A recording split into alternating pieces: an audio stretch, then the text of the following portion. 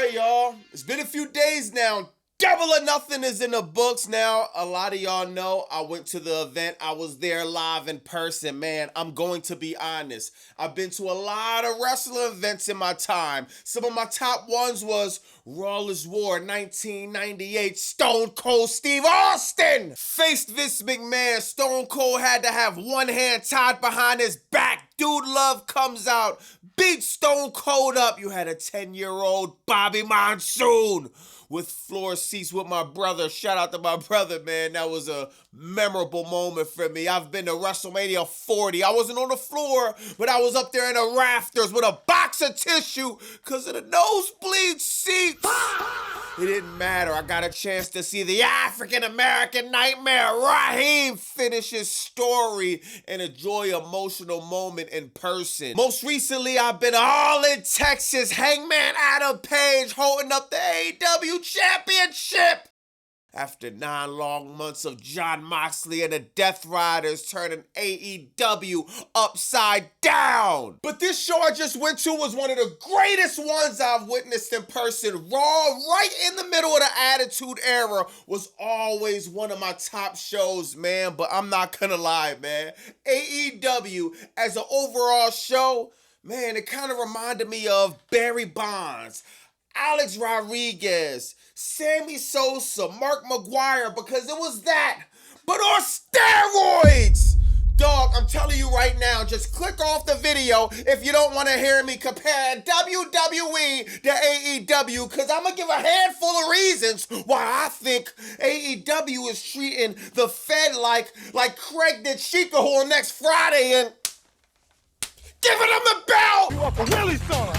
You Uncle Willie son, he don't play that. Now, I'm gonna be honest, if I'm in WWE and I'm a part of the creative team, I'm completely embarrassed by what is going on right now. Tony Khan and some of the AEW staff is getting woozy and feeling dizzy from running circles around the Fed. And if you want to actually know how bad it is, think about it like this. Wherever you're at in the world right now watching this, the distance between the two companies is from where you're at to somewhere far, far away in the Milky Way galaxy. It ain't even close. Not meters, not miles. I'm talking light years away from each other when we're comparing the products recently. Now, since I attended the show and I already recapped it a bit when I went live after the show, I know a lot of y'all already know the results. So in this video, I'm gonna do it a little bit different. We're gonna talk about some of the biggest moments I feel that happened at Double or Nothing. Also, we're gonna speculate some of the storylines going in all in London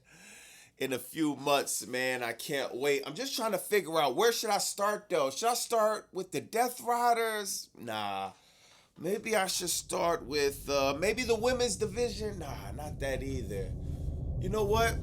I got it. I'm gonna start with the Don Callis family!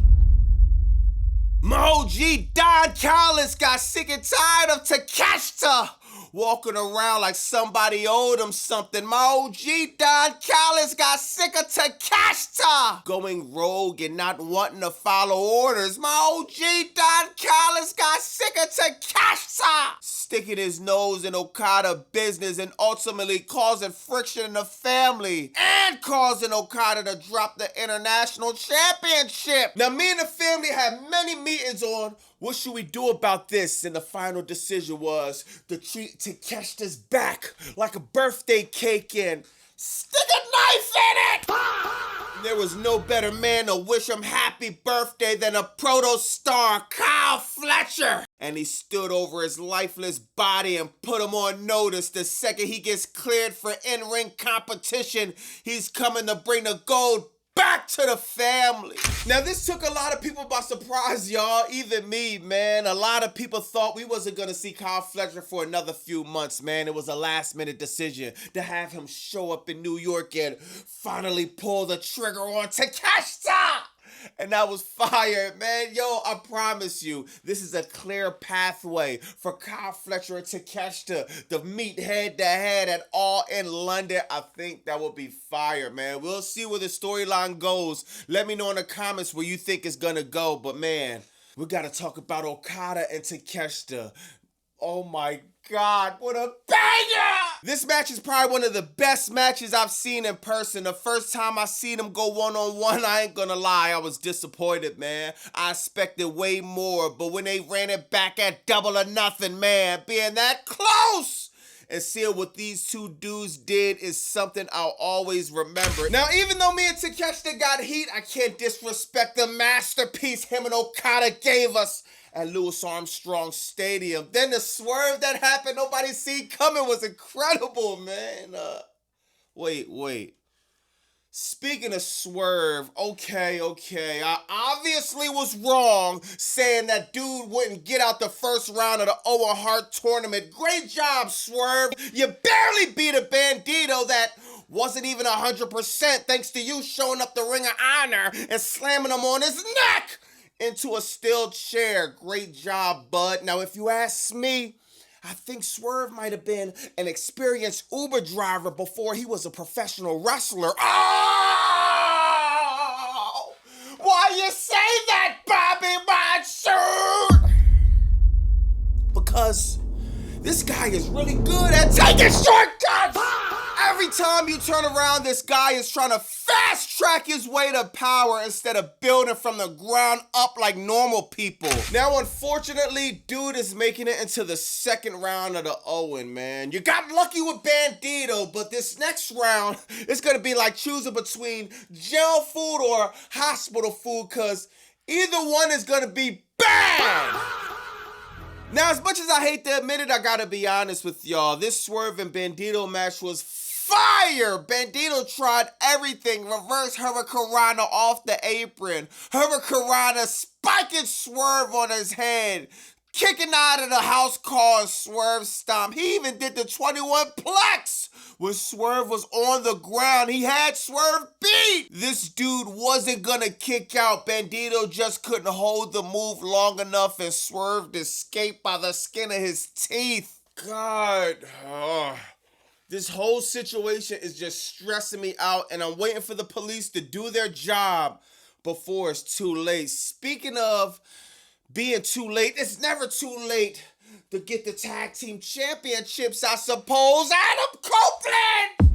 Christian Cage once again got gold around their waist. New AEW Tag Team Champions! The AEW Tag Team division is gonna get real interesting. You still got the Young Bucks at the top of their game. You got Brody King and Bandito could come back as a tag team for their second run for the titles. You still got Jet Speed, but that could be in the air because of Kevin Knight's recent actions. You also got the Outrunners still in the mix. You got Private Party, the Don Callis family. You got Jurassic Express, the Gates of Agony, the Conglomeration, and many more. Let's not forget the inevitable acquisition of the New Day, Kofi Kingston and Xavier Woods. They just cut a mini promo on Kenny Omega.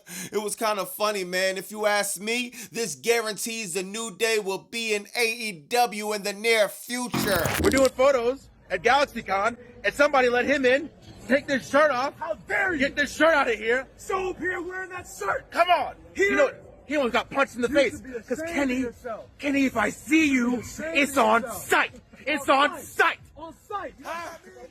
He'll fight you. That means you get punched in the face. So your man right here, he might just get. Now let's not forget about FTR, y'all. Even though they just lost the tag team titles, they're still one of the two top tag teams in the division. There's rumors right now that the Fed is interested in acquiring FTR, but I highly doubt they're gonna go to WWE and be subjected to the treatment and lack of respect they show their tag team division over there. Now, speaking of teams, you had the Stadium Stampede match. Oh my God, this is probably one of the most fun matches I've seen in professional wrestling. This was fire. It was fighting all over the building. You had everything too. You had steel chairs. You had tables. You had fire extinguishers. You had trash cans. And I heard rumors that they're looking into taking Jack Perry's license or CDL, whatever he has, because he went off script. He went rogue, tried to take a school bus and run it into Mark Davis.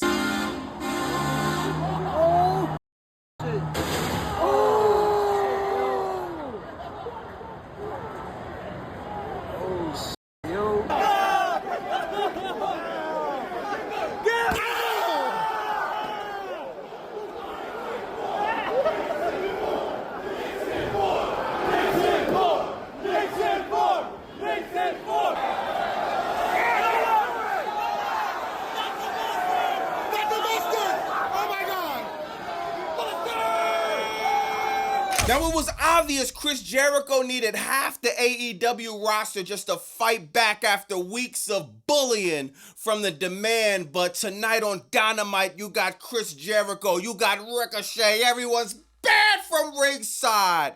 And they're gonna fade one-on-one one more time to settle it off, man. And if you ask me, I got Ricochet winning this. It's time for Chris Jericho to pass the torch to the future. Athena also had a great match moving into round 2 of the Owen against Mina Shirakawa. I'm excited to see what Athena's gonna do in the women's division in AEW. She's been cooking in Ring of Honor for a long time now. Kyle O'Reilly, Jon Moxley had a straight up bar fight in the middle of the ring. This got nasty too. Jon Moxley trying to gouge Kyle O'Reilly's eyeball out with his teeth. This was crazy, man. Jon Moxley showing Kyle that, man, this ain't the same Moxley you tapped out months ago. It's different. Last but not least, you had the main event, and I tried to warn y'all, the Triple B was coming back to its rightful owner, man. This was fire. Now, much respect to Darby Allin. This was probably the best transitional championship run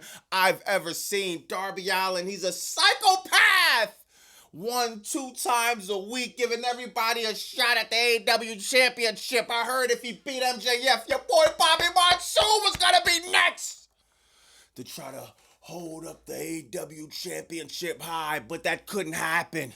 MJF made sure he was walking out of New York with the title around his waist. Now look, man, there wasn't too many people shocked that MJF walked out with the title, but the shocking part came when Kevin Knight decided to stand on the top rope, jump off, and hit Darby Allin with a frog splash while he was strapped in a stretcher.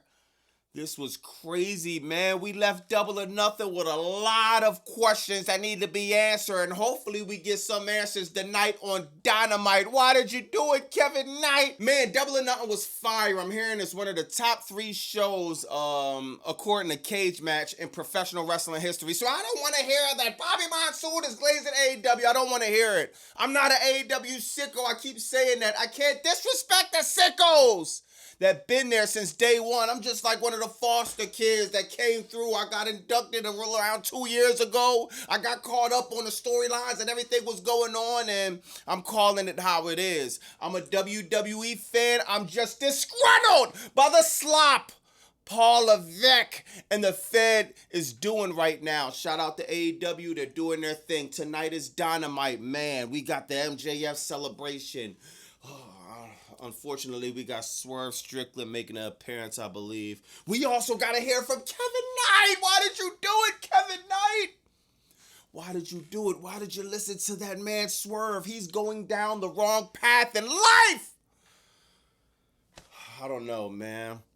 You also got Adam Cage, Christian Copeland. I can't wait to see what's next for them, man. AEW, what they have right now, you could agree, you could disagree. I'm not sure. For me personally, AEW has the best storylines of professional wrestling right now, man. It's layers to the storylines. They're always keeping you on the edge of your seat. You're wondering what's going on. You could disagree about Collision. You can agree about Dynamite. You could say what you want when it's pay-per-view time. TKOs, TKO! Oh my God, man, this is fire, man. I can't wait for Dynamite. I'm happy AEW's delivering because a lot of people think I like to get online and like to bash WWE. No, I don't care about what company does good or bad. Let me reframe that. I actually care about professional wrestling being good. If you think I want to sit around and watch shows like Saturday Night Lame Event and just go online and complain, no, I'd be really upset. Some of y'all might think it's funny. I'd be really in emotional distress off of some of these shows, man. Even AEW sometimes put me in emotional distress. I didn't like Darby Allin winning in a squash match. I went nuclear on that. I'm just a passionate wrestling fan, and I can appreciate the product when it's good, and Double or Nothing was legendary. Shout out to AEW, man. I'm going to see y'all tonight for Dynamite. You know, we're going to go live. We're going to overview. We're going to talk about everything that's happening. I think it's a 3-hour show. Friday, you know, we got Crackdown. Sunday, we got Trash in Italy. Whatever, man. So I'm gonna holler at y'all, man. Shout out to all the AEW sickos. Y'all up. Y'all been winning, man. Let's try to keep the momentum going, bro. The pay-per-views are on the next level, man. So tonight's Dynamite will be very important. I'm gonna holler at y'all, though. It's Bobby Basu 215. Like, comment, subscribe. Bow!